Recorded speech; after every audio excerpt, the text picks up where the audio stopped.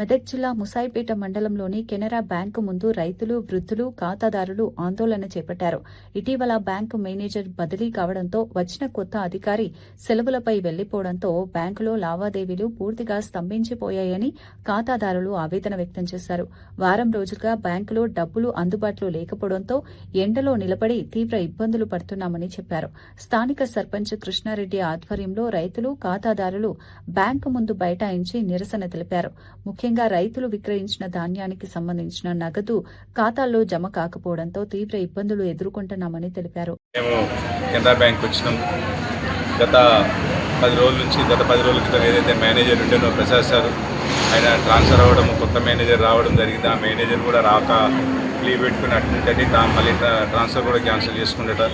దాంతో మాకు రైతులు, ముఖ్యంగా వృద్ధులు, రైతులు బాగా ఇబ్బంది పడుతున్నారు. ఎందుకంటే ఈ మధ్యనే వడ్ల పైసలు బ్యాంకుల ఖాతాలో పడుతున్నాయి కాబట్టి వాళ్ళు తీసుకొని ఈ ఎరువులు కానీ విత్తనాలు కానీ ఒప్పుకోలేకపోతున్నారు. ముఖ్యంగా ఈ పెన్షన్స్దారులు కూడా బాగా ఇబ్బంది పడుతున్నారు. సిబ్బంది సహకరించట్లేదు, బ్యాంకులో డబ్బులు ఉండట్లేదు, క్రాప్ లోన్లు రెన్యువల్ అవ్వట్లేదు. కాబట్టి మేము ఇప్పుడు బ్యాంక్ కాడికి వచ్చి సంతోష్ గారిని నిలదీస్తే సార్ పెద్ద నంబర్ ఇస్తే మేము మాట్లాడినాం, ఈ వారంలో ఏర్పాటు చేస్తామన్నారు. కాబట్టి ఈ పెద్ద బ్యాంకును మంచి మేనేజర్, మంచి సిబ్బంది నియమించి ఈ ఖాతాదారులను ఆదుకోవాలని కోరుతున్నాం. చెప్తా సర్పంచ్.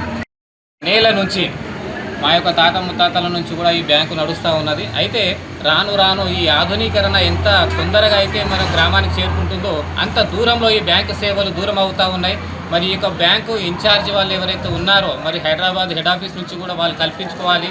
లోకల్ ఉన్న సిబ్బంది కూడా సమయానికి స్పందించకపోవడము, రైతులకు ఏదైతే ఈ వడ్ల కొనుగోలు జరిగిన తర్వాత వాళ్ళ బ్యాంక్ ఖాతాలో డబ్బులు జమ చేయడం జరిగింది గవర్నమెంట్. అయినా కానీ బ్యాంకు సిబ్బంది యొక్క నిర్లక్ష్యం వల్ల డబ్బులు లేకపోవడం అని ఏదో ఒక రీజన్ చెప్తూ మరి వ్యవసాయదారులను నిలువున బ్యాంకులో ఈ ఎండ పూట కూడా వాళ్ళు పెద్ద లైన్ క్యూలో కట్టి నిల్చుంటున్నారు డబ్బుల కొరకు. లేదు, వాళ్ళకు ఏటీఎంలు కూడా లేవు. ఏటీఎం ఉన్నా కానీ ఎవరైతే యువకులు కలిగి ఉన్నారో ఆ ఏటీఎం ద్వారా తీసుకుందాం అనుకున్నా కానీ ఇక్కడ మీరు ఏటీఎం చూడొచ్చు, ఎప్పుడు అందుబాటులో ఉండదు, ఎప్పుడు మూతపడే ఉంటుంది. అది పనిచేయక కూడా చాలామంది ఖాతాదారులు ఇబ్బంది పడుతూ ఉన్నారు. ఇందాకేమో క్యాషియర్ను కూడా తొందర ట్రాన్సాక్షన్ చేసుకోవాలి, వాళ్ళు చాలాసేపటి నుంచి పెద్ద మనసు నిలబడ్డారు అని అంటే మీరు వచ్చి చేయండి అని చెప్పేసి ఒక నిర్లక్ష్యంగా వ్యవహరించడము. అంటే ఖాతాదారులతోని ఎలా వ్యవహరించాలనేది కూడా వీళ్లకు మంచి కొన్ని రోజుల క్లాసెస్ కూడా ఇవ్వాల్సిన అవసరం వచ్చింది.